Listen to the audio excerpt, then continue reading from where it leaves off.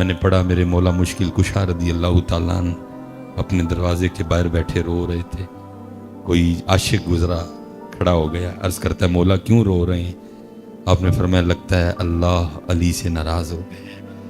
وہ عرض کرتا ہے مولا اللہ زمانے سے ناراض ہو سکتا ہے لیکن علی سے ناراض ہو سکتا نہیں.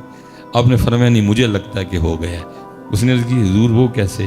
فرمایا کتنے دن گزر گئے علی کے گھر میں کوئی مہمان ہی نہیں آیا ہے. جدوں حضرت کو جو ہے ویکھیو کتے نہ کتے کوئی ایسا ہوندا ہے جڑا اس 500 دا، بلکہ ہمارے سیالکوٹ کے قریب ایک علاقہ ہے سبڑیال، وہاں ایک بزرگ گزرے ان کا نام تھا حافظ صابر علی صابر رحمۃ اللہ تعالی. آپ کبھی یوٹیوب پہ لکھیں گے بھی نا حافظ صابر علی صابر رحمۃ اللہ تو حضرت کے بیانات کھل جائیں گے حضرت. اور بہت زبردست عالم دین تھے، اور تقریباً یہ جو 60 والی لائن ہے تب حضرت نے ایم اے کیا تھا.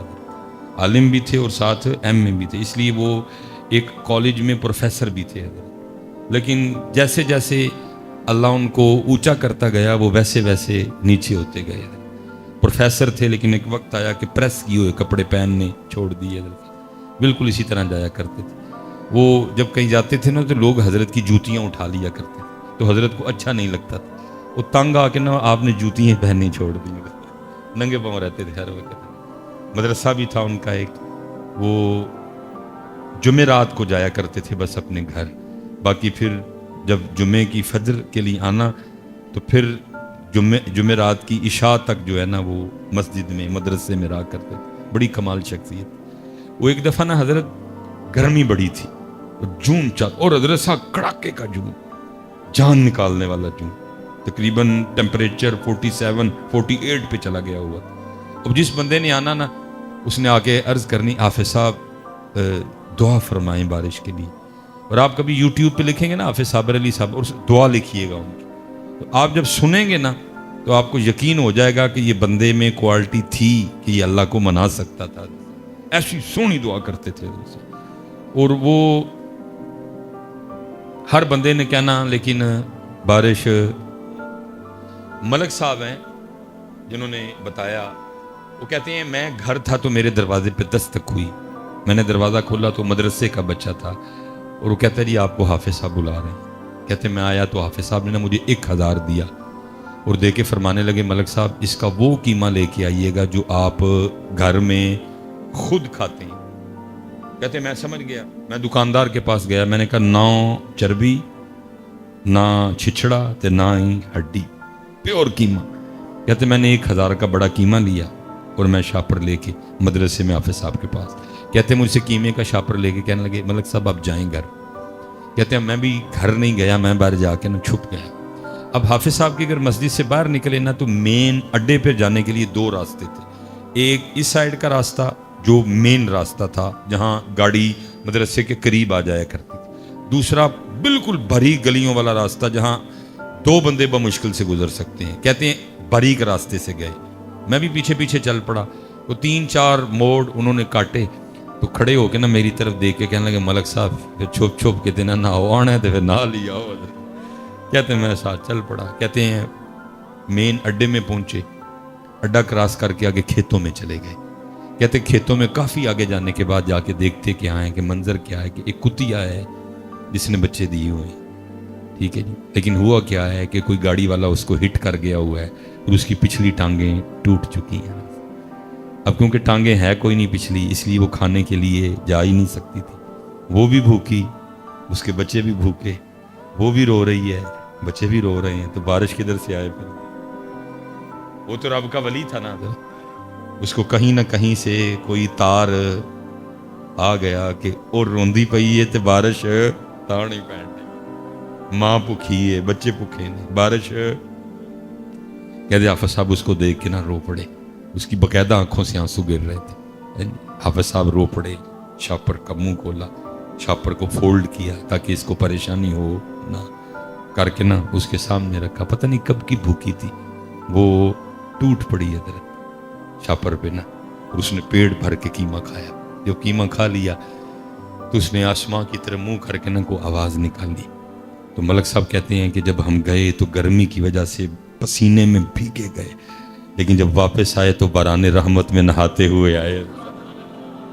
ارے صاحب جدو بھی کوئی معاملہ ہوئے تو چیک کریو کتے نہ کتے کوئی روندا ہوندا ہے جڑا اس 500 دا حقدار۔ اللہ دوے حضرت کدی بوئے بند نہ کر۔ اللہ میں خود کہہ رہا ہوں بہت مشکل ہے مینج کرنا، لوگ بہت تنگ کرتے ہیں، پھر بھی تنگ نہ ہوئی ہو ہے ویکھیو مالک نے کنی مہر کیتی حضرت ہے۔ اور کوشش کریو کہ اللہ دی مخلوق اتے اپنا ہاتھ نرم رکھی۔